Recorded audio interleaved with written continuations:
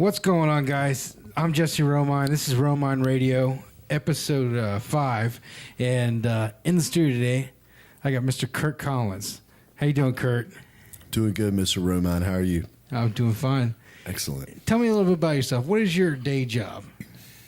And what do you stand for in life a little bit? I keep the sun lit in the sky during the day.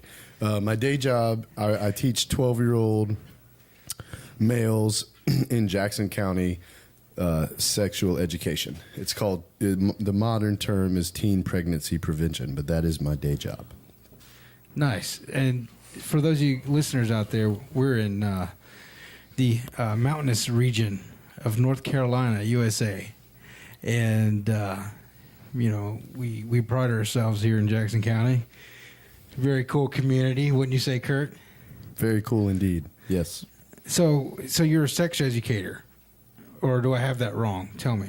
No, that is true. I guess professionally, I am a sexuality educator. I'm not quite sure what the term would be. I'm a health educator, but I teach sex ed. So yes. And with all due respect to the job, I mean, does it get awkward? It doesn't for me. I've got a really high threshold for embarrassment, maybe, or awkwardness. For the little dudes, it's highly awkward a lot of the time. Okay. I can see where that would, and I remember for me back when they were showing us the diagrams of the private parts, and you're just like, okay, it's kind of weird. It's a giggle fest. Giggle fest. Oh, yeah. Nice. And also, on the backside of that, you've got a garden going on in the community. Yeah, I've got a couple, two different gardens at two different families' houses.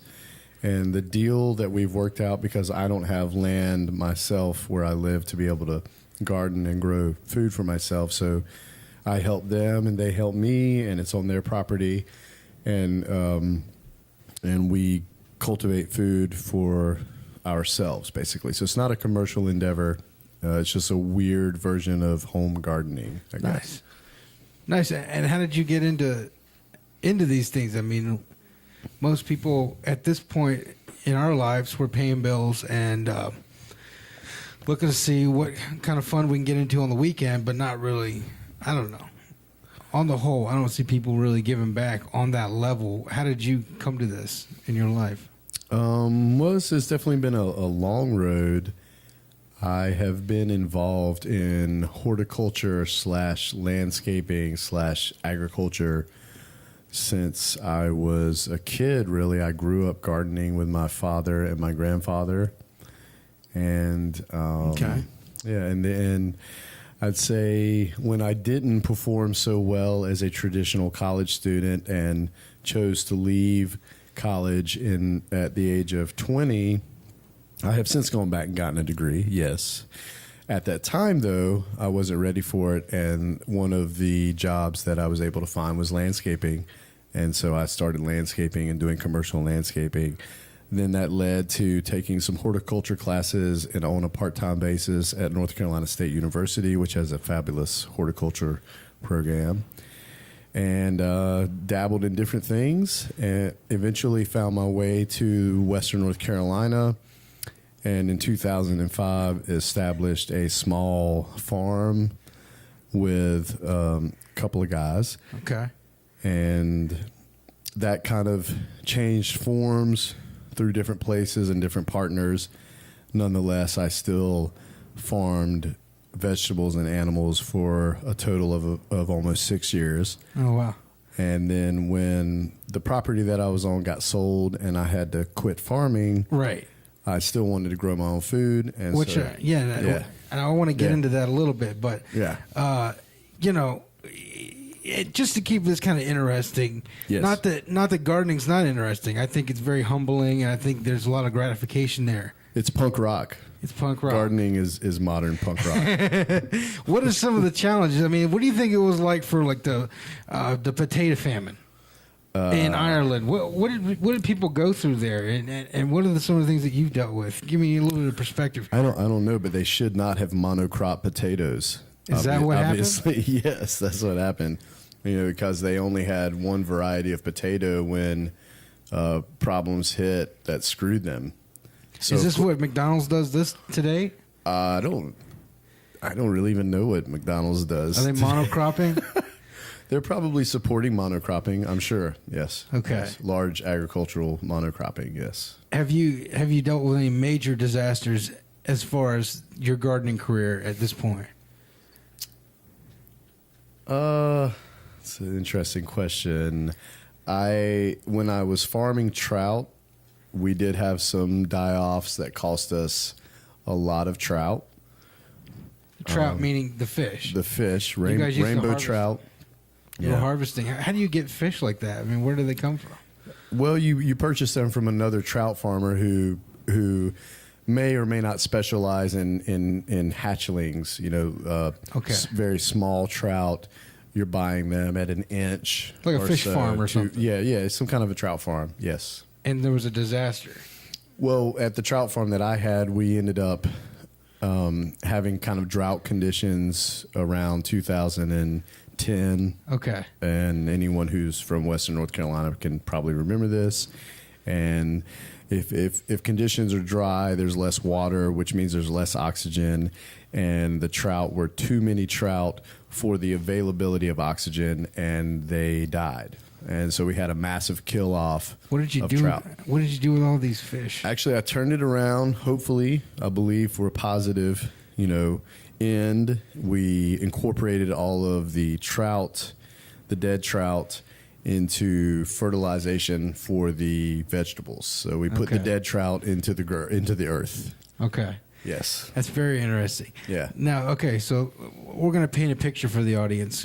Kurt, he's a great in the community. This guy can ride around. Everybody knows him. He's a great guy, and he's a big part of the community, along with a lot of other members. But it's been a long road for him, like he said. And right now, you're actually a musician as well. You got a pretty full schedule. What's going on with your band, man? What kind of music do you guys play? Well, I have been playing music since I was 28, so 13 years. Wow. Finally, it has reached, I guess, a point where I can take it outside of my bedroom and personal enjoyment, which was a goal. Yeah. So I'm one member in a 5-piece electric band. Nice. The name of our band is Field Trip, and we got saxophone, keyboards, me on guitar, bass, drums. We all sing. It's a full-on setup, man. It's full-on, and it's incredible. It's an experience, not just music, people. It is. Yeah, we try to bring a good show. I enjoy going out and seeing a good show, as well as hearing good music. Right. Excuse me, good music. And what were some of your inspirations in the beginning? I mean, what music really got you perking up to say, hey, man, I want to try some music out? I mean, who were you into back in the day? In your foundations, who were you into? I'd have to say the biggest influence for me, and this was late 90s, mid 90s, was the band Fish. Mm-hmm. I also was heavily influenced by John Coltrane, Miles Davis, John McLaughlin, in various incarnations. Of course, old Red Hot Chili Peppers. I still like current Red Hot Chili Peppers. I really dig old Red Hot Chili Peppers. Oh yeah. Outcast, Blood, Sex, Sugar, Magic, Red Hot Chili Peppers. Yeah, you know it. Great fabulous, fabulous album. Album that launched them into an entirely different dimension of their career as a band. Yeah, they were definitely pushing a little bit of the envelope there. Yeah. Well, that's great, man. And now I want to get into a little bit of the interesting things. Let's talk about it. Let me go back. You're a sex educator. Is sex what life is all about? Well, I don't think sex is what life is all about, but life is due to sex. Okay. So that's a double-bladed sword, a yin and yang. Yeah, I guess. I mean, without reproduction, there's no continuation of life, so. Right. Yeah. And, I think it's an uncomfortable subject for me because I hold it kind of in. There's so many in my mind if I was to have sex with somebody, I feel like there was so many strings attached. that it becomes not like, hey, let's go play bowling. It's not that Let's go simple. play some tennis. You know what I'm saying? But it Yeah. seems so much fun. What's the problem? It's a great time. I mean, we have, being the benefit of the melting pot of American culture also brings the clashes of ideals and cultures.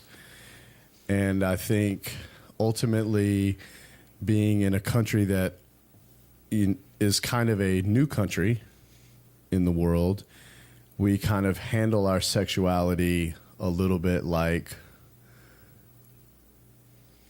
a new country, a younger mentality might. I think sex is a beautiful, powerful, incredible, positive thing if you view it that way. And unfortunately, our culture doesn't always view it that way. Mm-hmm. And of course, it's used for different things to sell different products and different agendas. Right. Right. But ultimately, inherently, though, it's a beautiful gift. Sure. Yeah. And I mean, I mentioned it to another gentleman on the other show, but like if you're 40, Yeah. at this point, the population's doubled All right. from when you were born. Really? Okay, I don't know that. Okay. That's a huge number. That's a lot of people. And it's supposed to triple by 2050 or something. Wow. So maybe there's a responsibility. I mean, do you think... There is. I mean, reproduction, I believe in reciprocal reproduction. I don't know if that concept exists outside of my own brain, but I kind of think that, you replace yourself. So if you and your partner have 2 children, you replace yourselves, and then you're kind of done. Mm-hmm. And right. Yeah. Well, tell me about let's shift gears just a little bit here. You went to Washington D.C. for a while. Are you? Would you consider yourself like an activist or no? Actually, when I went to Washington D.C., I was working for big corporate America. So I wasn't okay. I wasn't going there for activism. What were you doing? I was working for a company called Brinker, a corporation called Brinker International, which owns Romano's Macaroni Grill, old On the Border Mexican restaurant, Yeah. Chili's. Everybody knows Chili's. Okay. And I was at the time working for On the Border Mexican restaurant, and I was a traveling trainer. So I moved around and helped train their staff. Okay. Front of the house, That's serving staff. Yeah. Yes. Yeah. Yeah. Yeah. not activism at all. Right. This was at a different time of your life. But Yes. there was at one point, I think you mentioned you wanted to write a book Okay. about Washington D.C. Oh. And Okay. I thought it was so interesting. I don't know if you want to mention your ideas or not, but I thought it was very entertaining at the time. But Okay. that was just me. I guess I could mention that. Well, the concept at the time, and this has been over 10 years ago, the concept at the time was locations in Washington, D.C. where you could smoke cannabis successfely. Right. Yes. Which, what a great, thing. Like 2 days ago or yesterday, New York City or New York State Okay. totally legalized Wow. marijuana. I did not know that. And it's, You know, I you can actually- produce it and sell it. I actually stay away from the term marijuana because what I have learned is that that was created by the American government. Really? Yeah, at the time of Prohibition and after Prohibition, the early 20th century, in order to slant the plant cannabis in a Mexican fashion and to demonize the plant because at the time they were demonizing Right. Mexicans. So marijuana, which of course sounds extremely Spanish. Mm-hmm. Yes. Like Tijuana or... Sure, yeah. Okay. So that's an like, interesting fact. It's interesting to Yeah. know the history behind those things. So the botanical classification would be cannabis, and Yeah. yeah, Well, I mean, let's be straight up. yes, As we discussed before, the drugs that are legal in your country, you can easily tell really what's going on. Like in USA, caffeine, alcohol, yeah, those are huge Alcohol, yeah, alcohol is very huge. And nicotine, caffeine, nicotine. Okay, nicotine. Sugar. I mean, there's so many things that are drugs. You know, sugar is highly addictive. Mm-hmm. You know? What about MSG? I don't really know much about MSG. Do you eat Doritos? No. That's in MSG. MSG's in that. Okay. But, you know, that's another thing. I mean, that was big. But anyways, what about hallucinogens? I mean, these things they're demonized. Yeah, I think a lot of, you know, I'm borrowing an idea here, I guess, from Terence McKenna, in that saying that you can characterize a state by the legal and illegal intoxicating substances. So that might have been what you were getting at, was that, you know, in the United States, you have caffeine, nicotine, alcohol. They are all legal. And what do they yield our society versus a society that may legalize cannabis or maybe hallucinogenics? What would they give? What would the benefit of them be towards the greater society, right? You know, I mean, people don't smoke cannabis and beat their wives, you know, whereas alcohol-related domestic violence is a reality, right? Right. And, you know, you touched on hallucinogens. You know, the cultures that accept hallucinogens, whether it be religious or not, right, a lot of times they are not pushing for dominance and control of global or national intra or inter relations, you know. Right. It's a very inward thinking activity and experience. Yes, and you don't even need the hallucinogens necessarily to enter a state of heightened self-awareness, right, objectivity, subjectivity. But yes, they can facilitate that, I guess. Yeah, and something like that really, in my opinion, is not really welcome in a country, in our society. Really, our society seems like it's win or lose. You know what I'm saying? Yeah. Like either you're black and white. Either you're pretty or you're not, or either you made it or you're not. You know, and it's like there's no room for gray area a lot of times, and you know, in the gray area could be synonymous with balance. You know, the fulcrum point is the gray area, maybe. What do you mean? Well, you know, your extremity on the seesaw is where I'm sitting and you're sitting. The balance on the seesaw is that fulcrum, that middle point, and that's that gray area. Right. Right. Mm-hmm. And that's a tough area to engage when we bring in historical thought patterns. You know. Right. I actually looked in a little bit of Terence McKenna, and he talked about, he's like, mathematically you can actually look at history and see how it's repeating itself through the I Ching is what he was mentioning. And, you know, I think history does repeat itself. We're in a 14-year-long war with Afghanistan. I mean, these was like... With who? Who are we in war with? Exactly.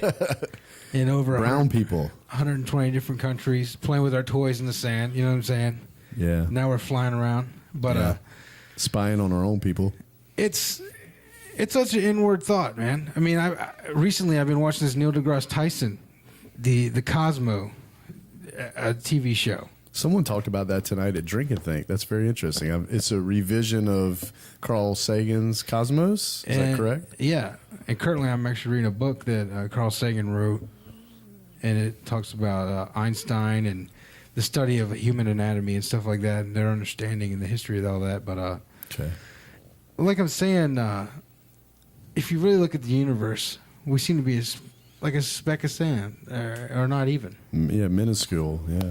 What is your perspective on the universe? Like, do you think that this is all there is, or is there more out there that we're ignoring?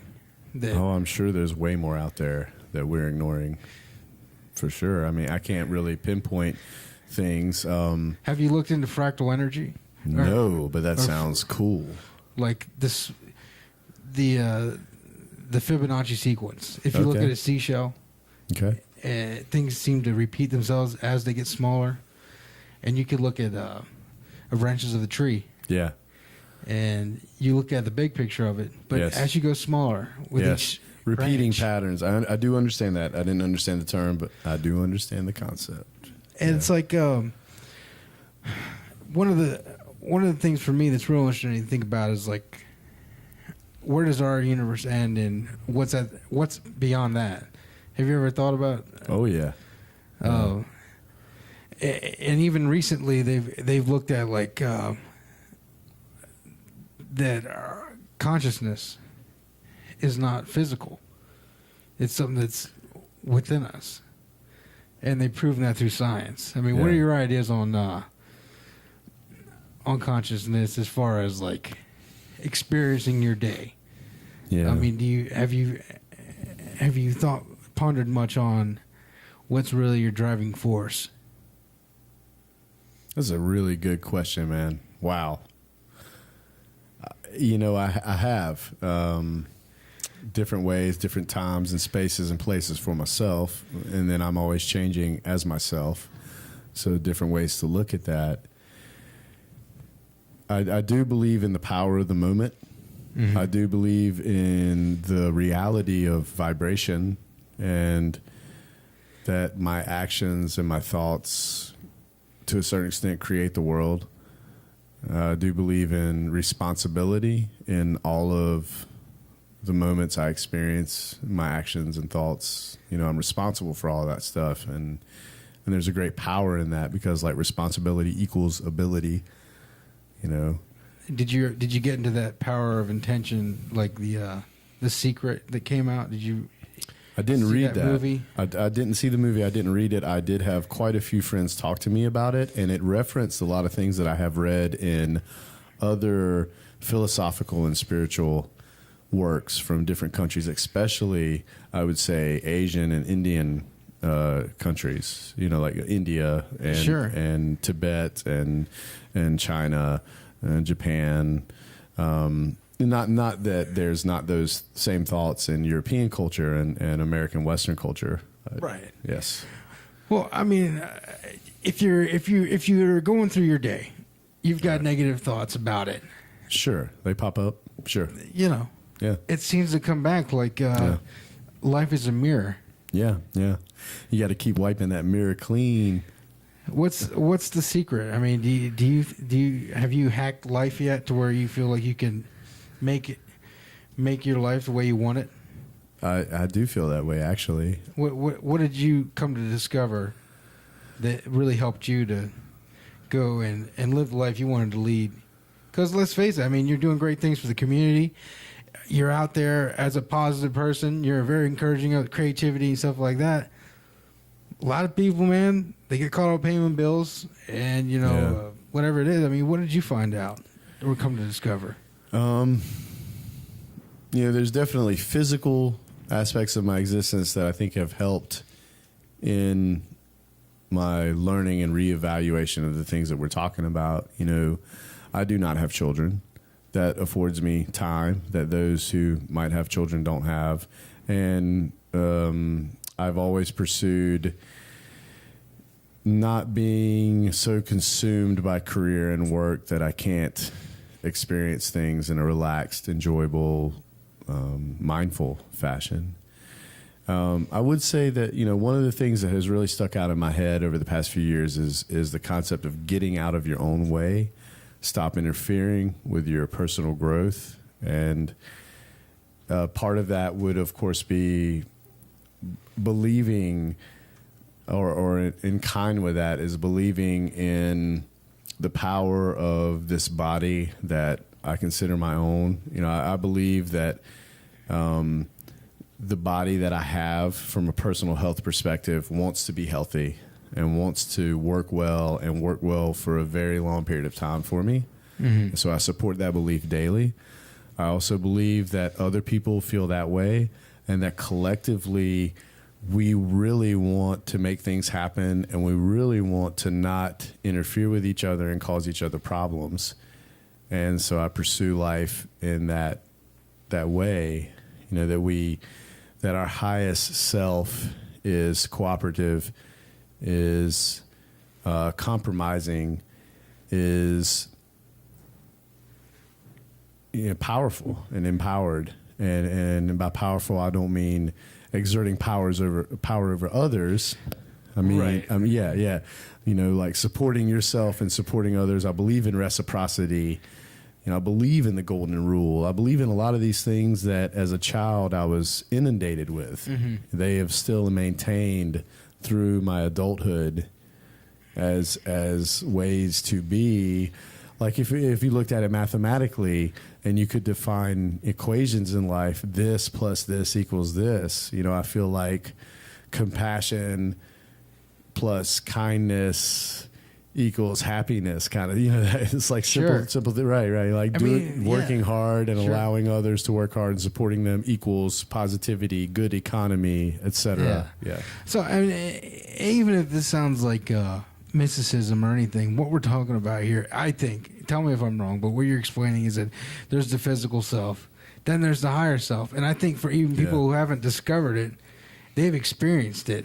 Maybe when they were sleeping, and they had something that they dreamt, and then it came to them that next day, or something that they really wanted, and it actually happened. They didn't understand why, but there is something at work there. Yeah. One of the things I want to talk about circumcision, because when we're born, immediately our parents go, do I want to carve up my child? Is he ready for this world? Is he the right person for? I'm circumcised. Me too. I was also born with a cleft lip, and I feel like for my physical self, I was born into a world where it was like, you need to change to be a human. All right, to be an accepted human, right? Yeah. Physically, I had no choice but to fit that mold. Do you think? And I want you to talk about school. Yeah. Talk about the pressures that children are under. Yeah. And then they come into adulthood. It's like, do people really have any confidence when everything's done after paying all the bills? I mean, shouldn't we allow ourselves to live the life we want? I mean, can you elaborate on that at all? Yeah, that's a really multifaceted question, Jesse. And I'll do my best, man. I'll do my best. All right. I definitely, circumcision is a strange, very historical practice. From a religious point of view, because I did grow up in Christianity, and I do believe in a lot of those aspects still, a lot of those tenets. From an adult perspective on that particular aspect of the Christian Jewish religion, I find it very interesting that humans, right, decided that we knew better than God and that the foreskin was a problem and needed to be removed. I mean, from a viewpoint of religion, it's like that's kind of a little, in my mind, that's a little blasphemous, personally. That's how I feel about it, Obviously, I'm created perfect, to a certain, I don't know about perfect, that's a weird word, but I'm created whole. And so leave me alone is how I feel about that. Right. Yeah. I wish I would have had a say so. Right. Nobody asked me, nobody allowed me the opportunity to voice my concern related to my circumcision. And that's just culture at the time and still continuing. Yeah. Mm-hmm. But do you think physically that translates to our head, like in our thought process? I mean, oh yeah, it's got to. I mean, from a very early time, we are taught of our inadequacies and our negative problems, whatever you want to call it. You said cleft lip. Is that right? Is that what you said? Yeah. Yeah. So it's like there's so much focus on these things that the culture deems not positive, I guess, instead of focusing on the positive and incredible aspects of each one of us, right. Our empowerment and beauty as who we are. Right. Yeah. Well, I think for any of our listeners out there, I'd like to say you are good enough. Yep. Early on in life, they were like, "Hey, here's a test. You have to pass it. If not, you fail." And and like so much of that is carried on through into my personal life, you know. Yeah, and you know what's wrong with accepting failure? You know, you've got all these videos on YouTube, massive fails, epic fails. You know, we all fail all the time, and that's okay. I mean, there's nothing wrong with. I'm not perfect. You know, no one's perfect. If someone thinks they are, I want to talk to them because I want to learn the way of perfect. You know, so it's like we absolutely. It's okay it's okay to have weakness and to make mistakes, because without that knowledge, I can't grow. You know, if I constantly am told that I'm on top of everything and everything's perfect, even if it isn't, then I'm not going to grow, because I already believe I've reached or am at already, you know, like some plateau of perfection, you know. And that's a delusion and an illusion. And of course, that's everywhere in modern pop culture. You can't escape it in almost anything, you know? Right, like all the heroes in your Hollywood films, they're usually pristine figures of the human race. Yeah.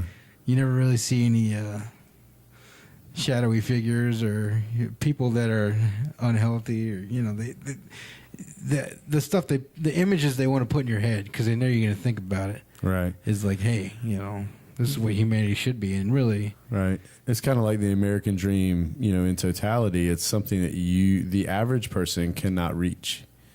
And so you constantly strive for this false image of perfection.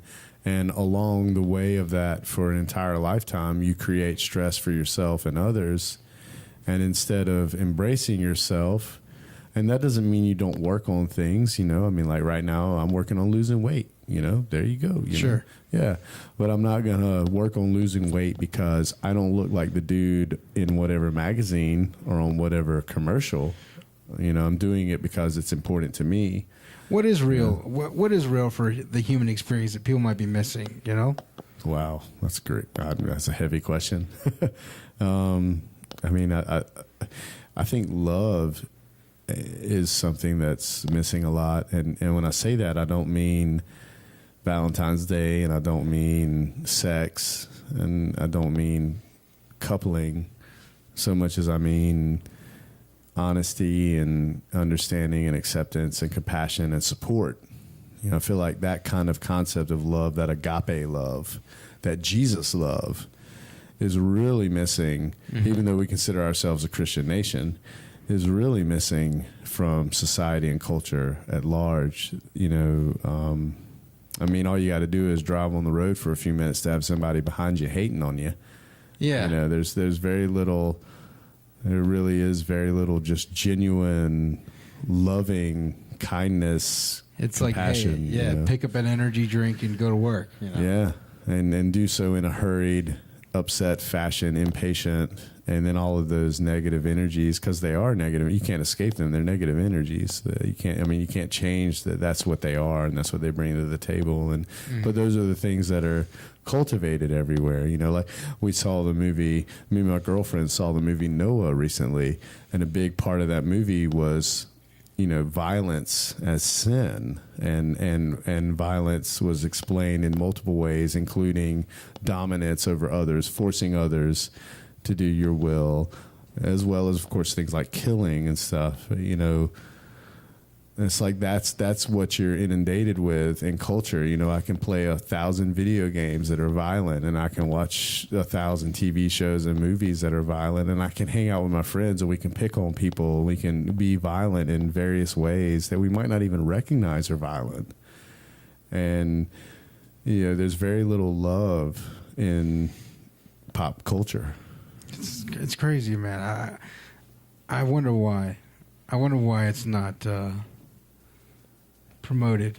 I wonder why it's not such a heavy influence in our lives. You know, it's like it's kind of where we foundationally started. You know, because we were created with, you know, having sex or whatever, and it's like, you know, you had to love, unless you were the rape victim child, which, you know, in a weird way, there was love there too.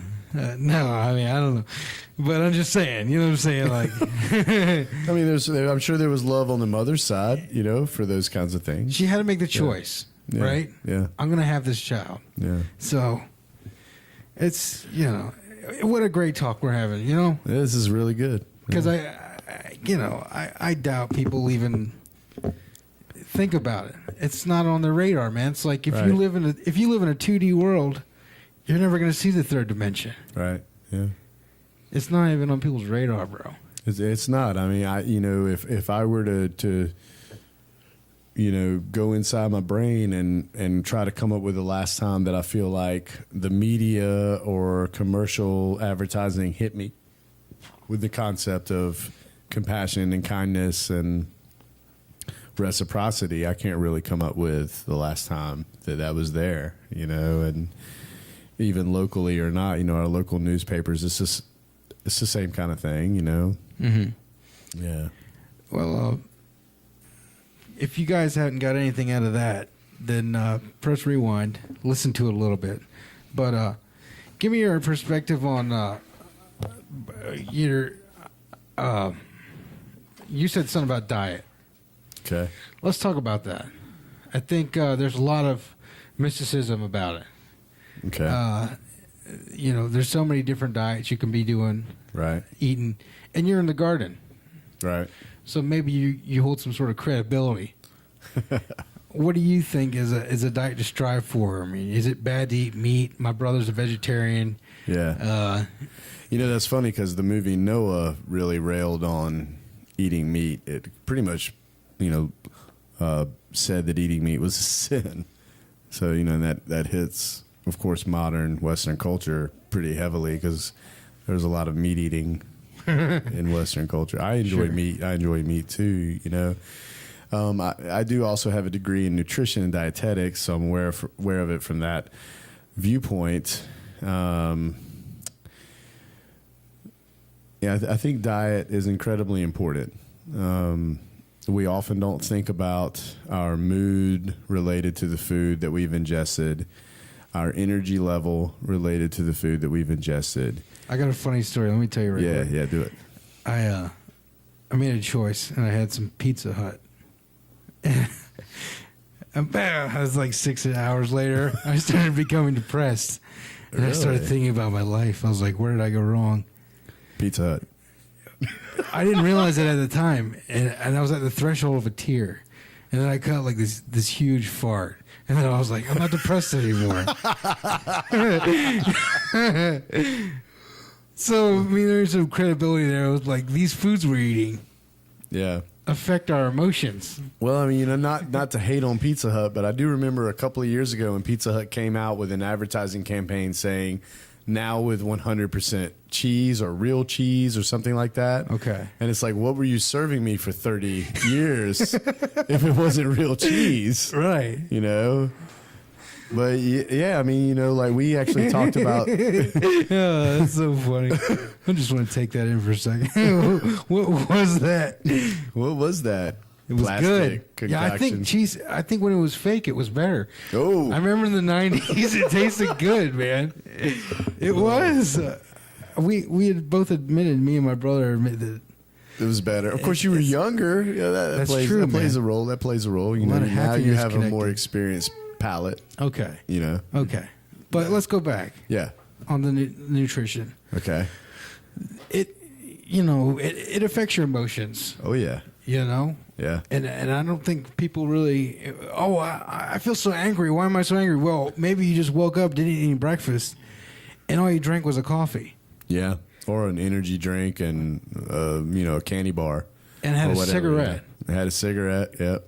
You know what I'm saying? Yeah. It's like, there's a reason. There's the equations there. Yeah. The writing's on the wall. Yeah. But, what's a diet to strive for? Let me hear I want to hear what you think. Like a lot of the ways I feel about life, I'd say a diet to strive for would be encompassing as much variety as you could and not gorging and staying well hydrated.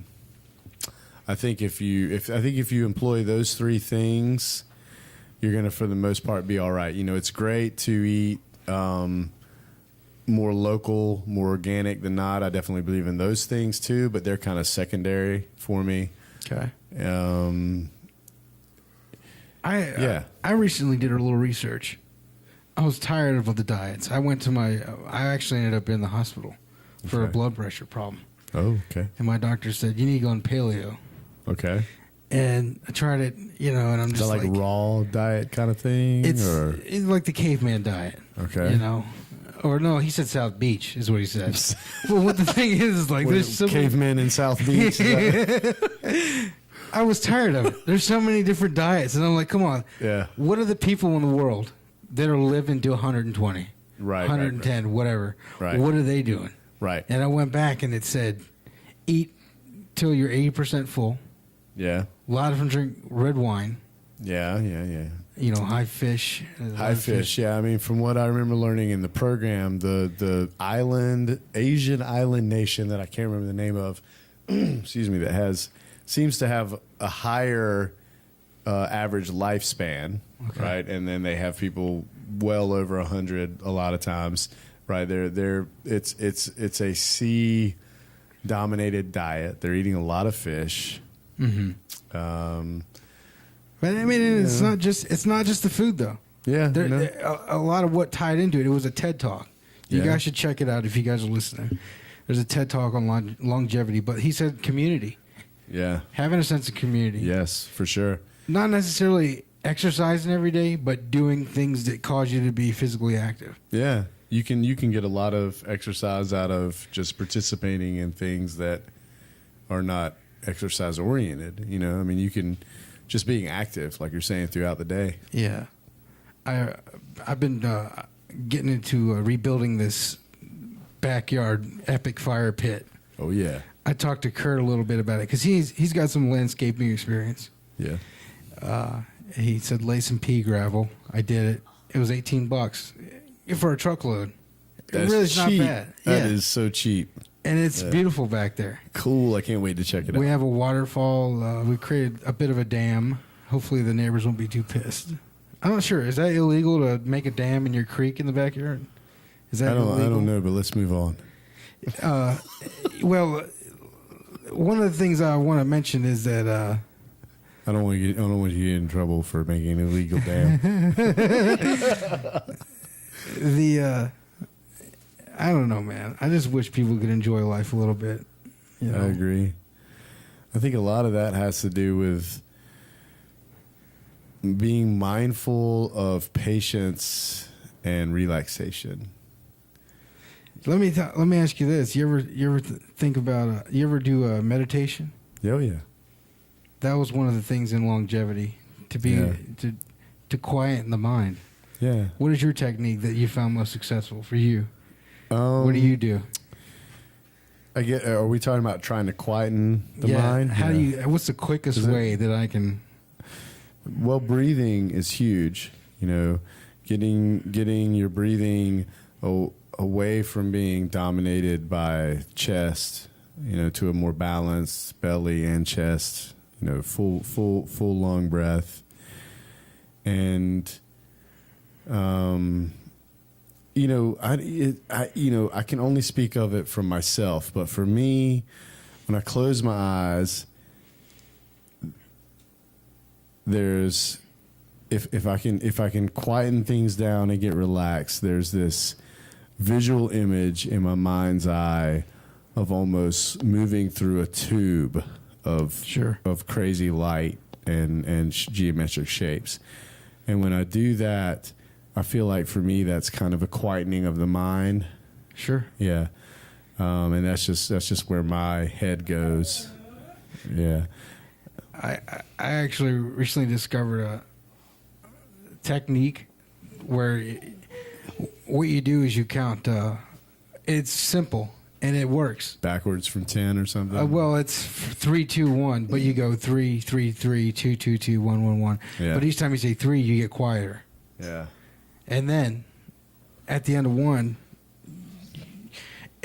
I guess the reason I'm speaking about this is because really, if you listen to your mind when you get to that level, Yeah.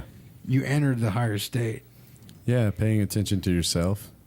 Yeah. It speaks to you Yeah. if you listen. When I was a teenager, I used to do the counting backwards from 10. Okay. So I'm a little familiar with something similar to what you're talking Sure. about. Yeah.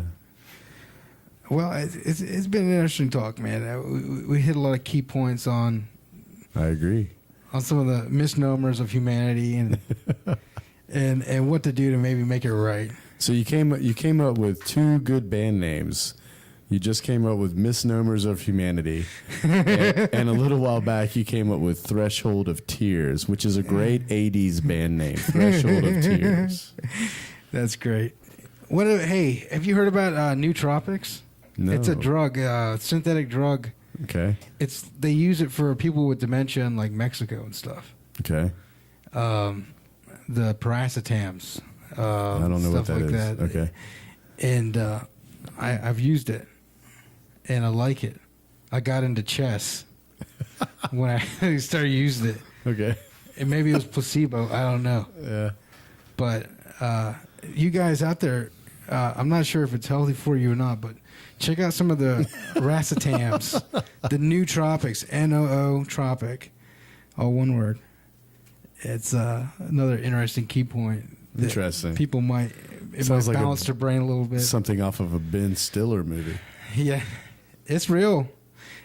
Oh man, this it's such a deep well to talk about consciousness. I used to work for a crazy hippie lady in Asheville. She was totally holistic, metaphysical, and she totally opened my mind to another world. It was crazy. But her job, what she did was she would put electrodes on your head, and she would be a therapist and see where your mind would overreact. Interesting. And she could isolate the areas. Interesting. Like the cerebral part of your brain or the mitochondria, whatever it is, And I don't know. That sounds cool though. But she was able to reverse a lot of post-traumatic stress for soldiers and stuff, which is pretty Very cool. positive. Yeah. But, very positive.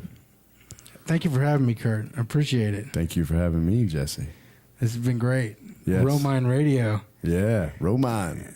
We'd love to have you back, man. What do you think? I would come back in a heartbeat. I want to talk about next time. We could talk about aliens and some conspiracy theory. Sure. That would be a lot of fun, huh? I've got plenty of those too. All right. We'll do it, man. Well, thank you. All right. And good luck with Drink and Think and your band. Thank you. And your garden, man. Thank you. These are all positive things. Thank you, sir. And thank you for being so supportive of creativity in this small little town. And that goes back Sylvan, on North you too, Carolina. man. Thank All you, right. Jesse. Right on, brother. All right. Take care. You too. Bye-bye. The princess is in another castle.